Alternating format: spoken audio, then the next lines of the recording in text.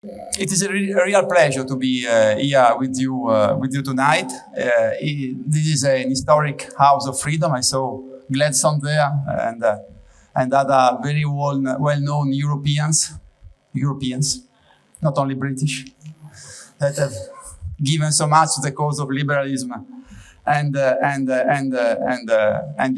rule of law.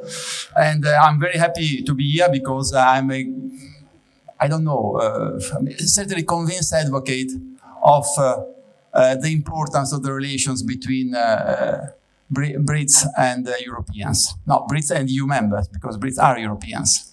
Only they are not in the place where it should be, in my view, at the moment.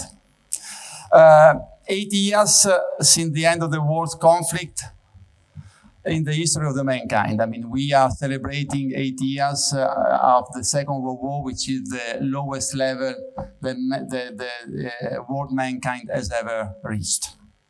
And we are also celebrating the Schuman Declaration. I think that this is one of the reasons that you asked me why you invited me here, I suppose.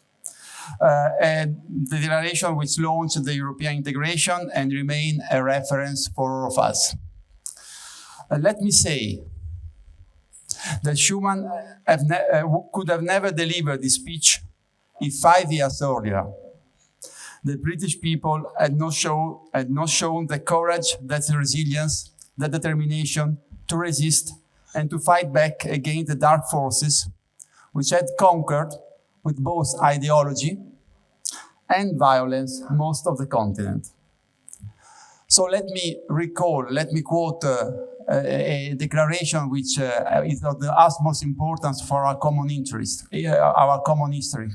Never surrender. Never surrender. We shall not flag or fail. We shall go on to the end. We shall fight in France. We shall fight on the seas and oceans. We shall fight with growing confidence and growing strength in the air. We shall defend our island, whatever the cost may be, said Winston Churchill. Well, let me say that without Winston Churchill leadership, there would never been a Schuman Declaration and a Schuman Project. So this is why we owe you so much respect and recognition to you, our British friends. This is why we have shared a history, and I think that we should share a future. And this is why any division among us looks to me so unnatural and so detached from our common experience. The events of World War II and Europe Days are always a time for celebration. But this year is also a time for opportunity and for a call for action.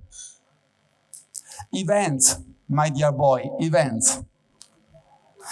These are the real challenges for politicians and institutions. Harold Macmillan was very right. And the world has changed a lot since Brexit. Events in Kiev, David recalled important moments of Maidan Square, for example. In Washington, in Gaza, and elsewhere have shaken the global order. In several countries, we see political forces who see themselves as new Churchill or new de Gaulle, but whose actions resemble far more, let me say it, those of a Chamberlain or a Daladier. And we see others who refuse to convincingly condemn fascism in a country which I know best, or embark on new and very dangerous nationalistic paths. They believe they are writing history, but they are repeating its darkest chapters. They claim they want peace, for example in Ukraine, while they're actually trying to appease the aggressors. What is happening in and around Ukraine is a good example. And David was very right to insist on this.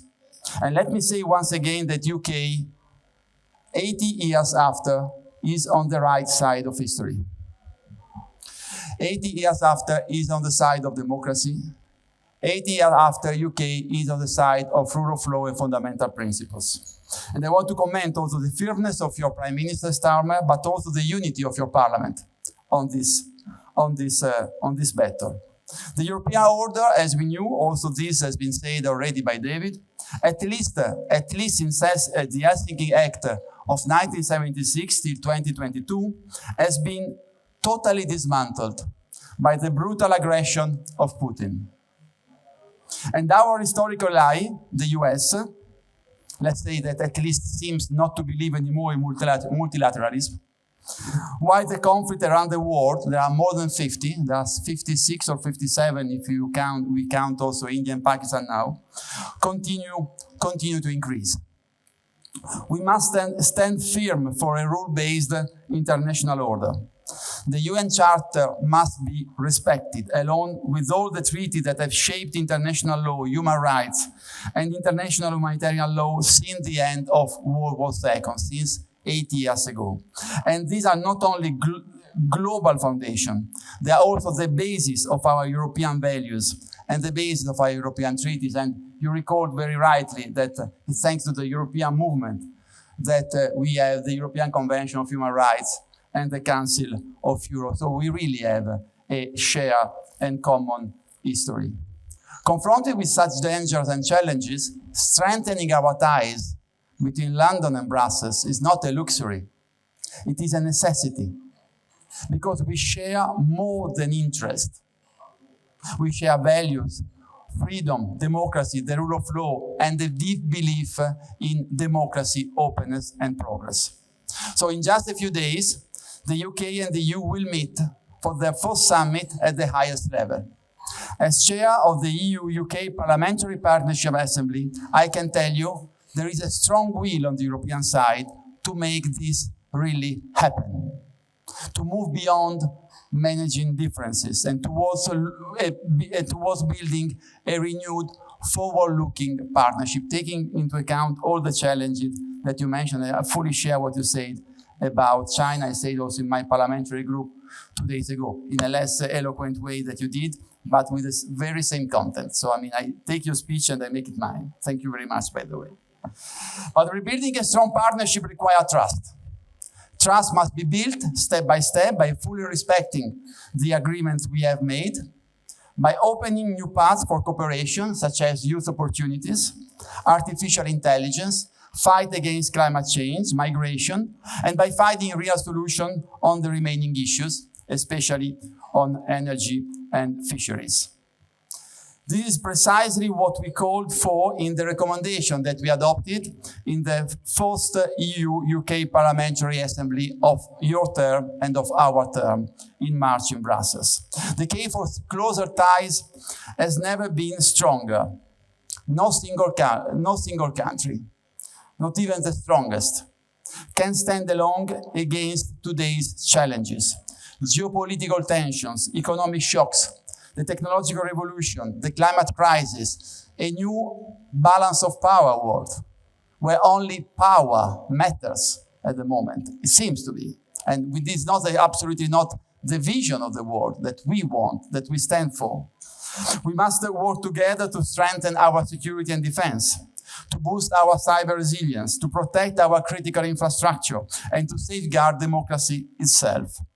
But also beyond defense, we must seize trade, we must link our carbon market to accelerate the green transition, we must deepen youth exchange and mobility. On that basis, we must rethink the architecture of security and cooperation in Europe, because everything has fallen down. I think that we have used one very important word that David has used, coalition of the willing. We do not have time to wait for changes, for a treaty change, institutional changes. They will have to happen, but now it's time to gather those who share the same vision and have the same will. And it is clear that some European countries, starting from France and Germany, UK, Canada, Norway, are the first candidate to build up this coalition of the willing. Poland, today, Emmanuel Macron and Donald Tusk signed a very important bilateral treaty focusing on security and defense. There is an evolution also in the Polish thinking, which is a major evolution. So I mean, this is the way, the moment, the point on which we have to start, and we are also at the global level, I think, to start to build up a new alliance of democracies. Because we need also at global level to relaunch our political initiative to defend our fundamental values, to defend rule of law, to defend democracies. Our future depends on it. Our future depends on us. If we really believe in the importance of dates such as the 8th May 1945 or 9th of May 1950, we must live up to our commitments and challenges.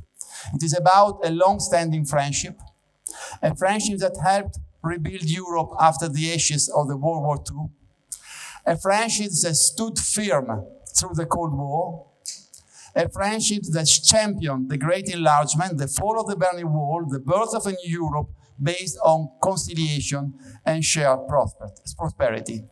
Let us not forget, United Kingdom played a pivotal role in shaping the Europe we know today.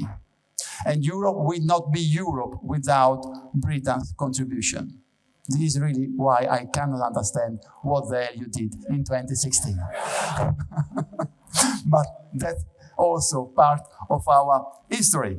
The EU was never a project of bureaucracy. It was, it remains a project of peace, of hope, of solidarity. It must become a new project of prosperity and security.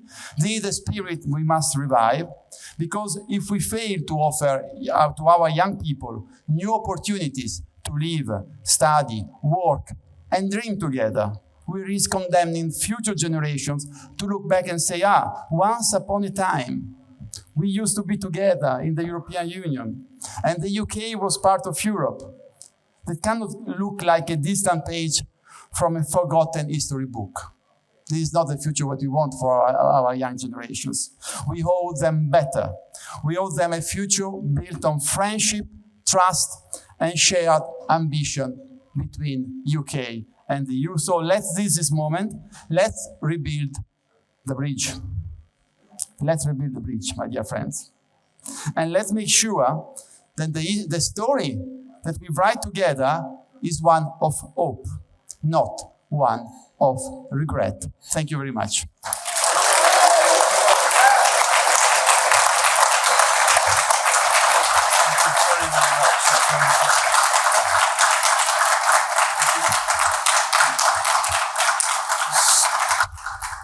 Sandro, thank you very, very much indeed. Ladies and gentlemen, I hope you'll agree with me that we have listened to 4 superb speeches this evening, important and impassioned, and I'd like to thank all our 4 speakers, not only for coming and speaking to us, but for all the work they are doing out there articulating the values which I sense everybody in the room this evening shares. It's terrific work that all of you do. Thank you, and please keep doing it.